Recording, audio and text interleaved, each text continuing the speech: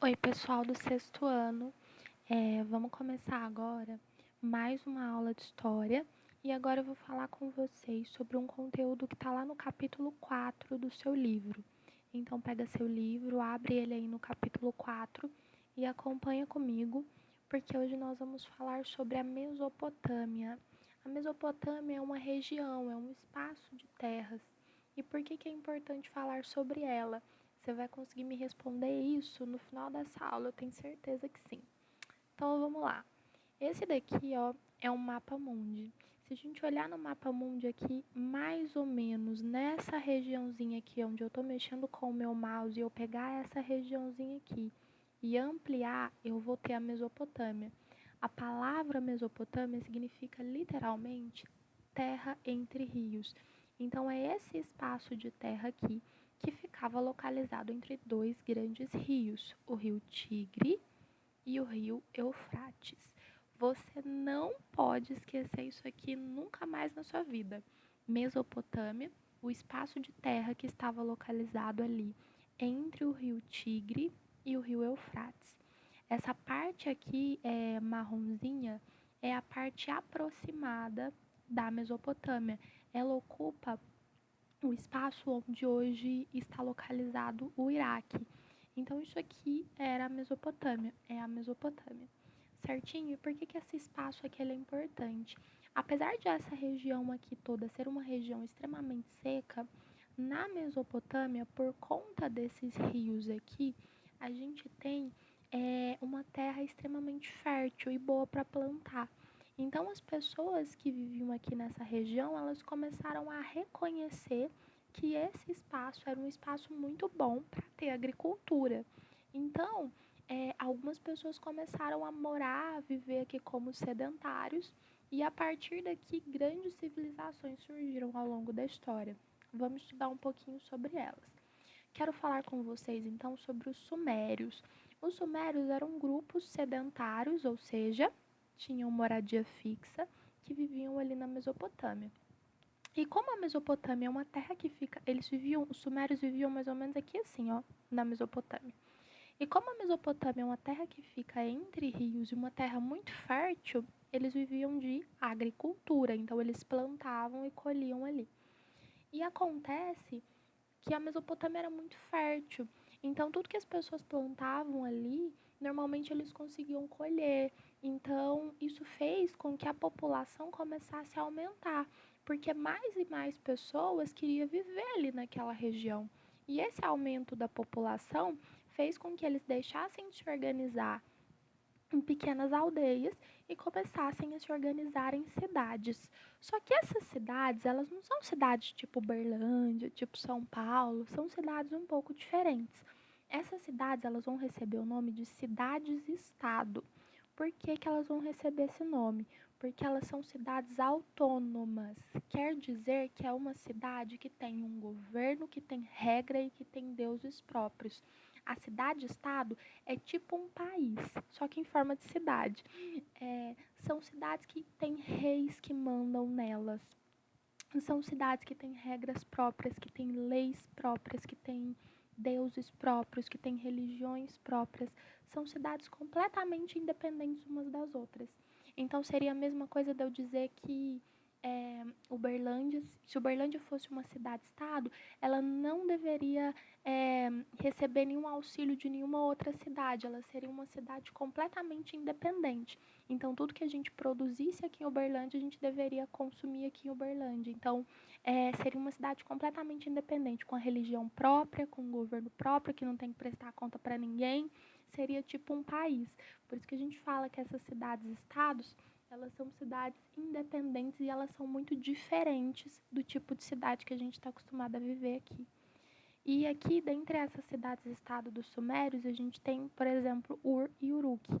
E essa daqui é uma representação de, mais ou menos, né, como seria a cidade de Ur. Tá vendo que tem grandes prédios, muitas construções, olha como é grande, tinha muita gente que vivia ali e tal. Era uma cidade bem bacana. Então, os sumérios, eles tinham o poder centralizado nas mãos do rei. E o rei era quem mandava na cidade, tá bom? E esse rei, ele era considerado um representante do deus da cidade. Como assim do deus? Os sumérios, eles eram politeístas, e você também não pode esquecer esse conceito aqui agora. Politeístas são pessoas que acreditam em vários deuses. E os sumérios, então, acreditavam em vários deuses. E para eles, o rei era alguém que o deus tinha escolhido para ir lá e governar naquela cidade. Era uma pessoa extremamente importante, muito respeitada e que podia mandar e desmandar à vontade. Então, como tinha muita gente que vivia nas cidades, a gente acabou tendo um processo chamado de estratificação social. Eu sei, é muito nome diferente, mas você vai conseguir. Estratificação social é quando eu tenho pessoas que assumem funções diferentes. E algumas funções acabam sendo mais valorizadas, mais importantes do que as outras. Por exemplo, aqui, na época dos sumérios, nas cidades que eles viviam, tinham pessoas que eram funcionários públicos, que trabalhavam ajudando o rei. Tinham pessoas que eram militares, que trabalhavam na proteção dessas cidades. E como tinham muitas cidades, uma perto das outras, normalmente elas entravam em guerra. Então era bem importante o trabalho dos militares. Tinha também os sacerdotes, que eram aquelas pessoas que trabalhavam ali, em contato direto com os deuses. Então era quem oferecia sacrifícios, ofertas, oferendas, essas coisas. Tinham também os comerciantes, que eram as pessoas que trabalhavam com o comércio. Os sumérios eram muito bons com o comércio. Então os comerciantes ali também eram uma grande classe de pessoas, um grande grupo de pessoas. Tinham ali também os trabalhadores livres, que eram aqueles que faziam as funções práticas da cidade, sabe? Construíam, enfim. E tinham também os escravos. Escravo não tem nada a ver com cor de pele nesse momento. O escravo aqui podia ser alguém que foi capturado numa guerra, alguém que tinha uma dívida muito alta e não conseguiu pagar, então virou escravo. Podia ser alguém que se vendeu como escravo porque vivia em uma pobreza tão grande que, entendendo que se trabalhasse como escravo teria pelo menos o que comer. Então tinha ali várias formas de ser escravo, não tinha nada a ver com cor de pele. Mas também tinha uma profissão que era a profissão dos escribas. Mas o que, que o escriba fazia? O escriba era um escritor. Associa aqui a palavra escriba, escritor. Ah, então quer dizer que os sumérios foram um dos responsáveis, um dos povos que fez surgir a escrita? Sim, e era um tipo de escrita um pouquinho diferente. Era um tipo de escrita chamada escrita cuneiforme. Isso daqui é uma escrita cuneiforme. Tia, o que está escrito aqui? Não tenho a menor ideia, mas é um tipo de escrita. Como que era a escrita cuneiforme? Eles pegavam argila, lembra lá aquele barro que eu falei que parecia massinha de modelar?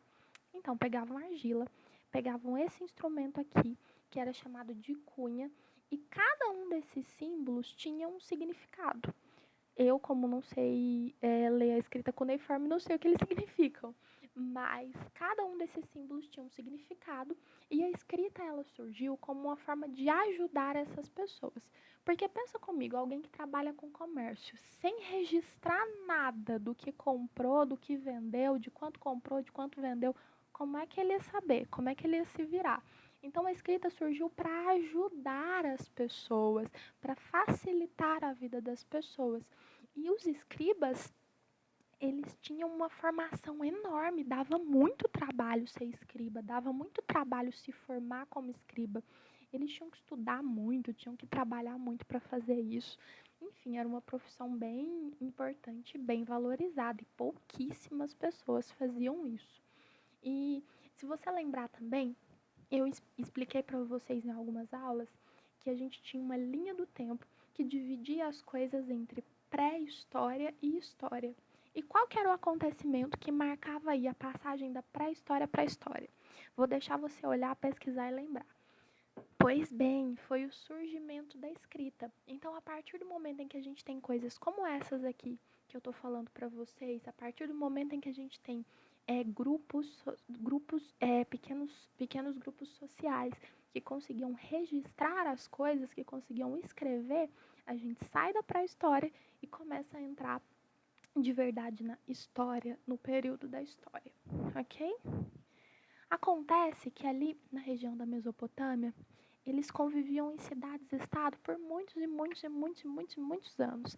Até que uma cidade-estado começou a brigar com a outra, começaram a surgir vários conflitos, e esses conflitos acabaram levando à formação de impérios.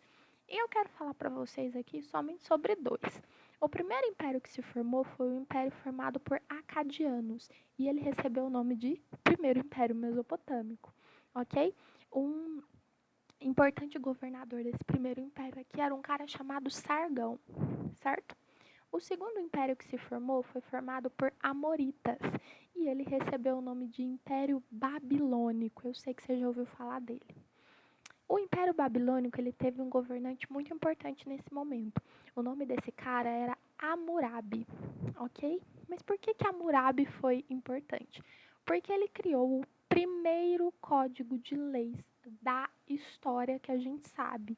Ele foi o cara que criou. E esse código ficou conhecido como Código de Hammurabi. Então eram ali várias leis que regulamentavam as coisas que as pessoas podiam fazer ou não e a punição que elas iam receber. Porque antes do Código de Hammurabi, sei lá, se alguém roubasse alguma coisa, ia receber uma punição que fosse ali na hora, não tinha uma lei, não tinha uma regra, não tinha nada assim. Então o Código de Hammurabi ajudou a padronizar, a deixar isso claro. E ele era baseado num negócio que a gente chama de princípio de talião. O que é isso? Olho por olho, dente por dente. Como assim? Se alguém foi lá e arrancou meu olho, se eu fui lá e arranquei o olho de alguém, eu vou ter o meu olho arrancado. Se eu bati em alguém e quebrei o dente dessa pessoa, eu vou ter o meu dente quebrado. Isso é princípio de talião. O que eu faço para o outro pode fazer por mim. O problema é que essas leis, elas variavam, essas leis aqui do Código de Hammurabi, elas variavam de acordo com a condição econômica da pessoa. Então, se fosse um escravo, a lei era mais frouxa. Se fosse alguém rico, a lei era mais severa. E assim por diante. Mas, ó, esse código de leis, ele ficava exposto. Como assim? Todo mundo que passava conseguia ver esse código de leis. Por mais que não conseguisse ler, entendia que ali tinham leis e tinham regras. Então, as pessoas, elas sabiam que tinham direitos e deveres. E onde é que esse código ficava exposto? Aqui, ó. Olha que bonitinho. Aqui temos um código de leis. Esses negocinhos bem pequenininhos, que é bem difícil de enxergar, de entender aqui, são os escritos. E quero mostrar para vocês alguns pedacinhos aqui do Código de Hammurabi. Olha aqui o primeiro. Se alguém arranca o olho a um, se deverá arrancar o olho. Ou seja, se eu for lá e arranco o olho de uma pessoa, a pessoa tem o direito de arrancar meu olho. Se ele quebra o osso a um, se lhe deverá quebrar o seu osso. Ou seja, se eu quebro o osso de alguém, alguém pode ir lá e quebrar meu osso. Se a esposa de alguém é encontrada com outro, adulterando com outro, ela e o cara que está adulterando deverão ser amarrados e jogados na água. Quer dizer que eles deverão ser mortos, a menos que o marido perdoar sua mulher. Outra aqui, ó. Se alguém rouba um boi, uma ovelha, um asno, um porco, um barco, e se a coisa pertence a Deus ou à corte, ou aos líderes do império, ele deverá dar 30 vezes tanto, 30 vezes aquilo que ele roubou. Se pertencer a um liberto, ou seja, um ex-escravo, pode ser só 10 vezes. Se o ladrão não tem nada para dar, vai ser morto. Se alguém rouba o filho impúbere, um filho criança, de uma outra pessoa, ele é morto. Se alguém furta pela porta da cidade um escravo ou uma escrava da corte, ou um escravo ou uma escrava de um liberto, também deverá ser morto. Então, muitas penas de morte aqui. Se o salteador, se o ladrão não é preso, o roubado, a pessoa que foi roubada, deverá diante de Deus reclamar tudo o que foi roubado. Então, a aldeia e o governador em cuja terra o roubo aconteceu devem indenizar os bens roubados, ou seja, deve pagar pela pessoa que teve os bens roubados. Então, isso aqui é interessante porque, apesar de ter muita pena de morte, é o primeiro código de lei. Isso é a primeira vez que as pessoas entenderam que tinham direitos e deveres a serem cumpridos. Meninos, Deus abençoe vocês. Vou deixar umas tarefinhas para vocês fazerem. Então, aqui em anexo a essa aula vão ter algumas coisas para vocês fazerem. Deus abençoe vocês, dê para vocês uma semana de muita tranquilidade, de muita bênção, em nome de Jesus.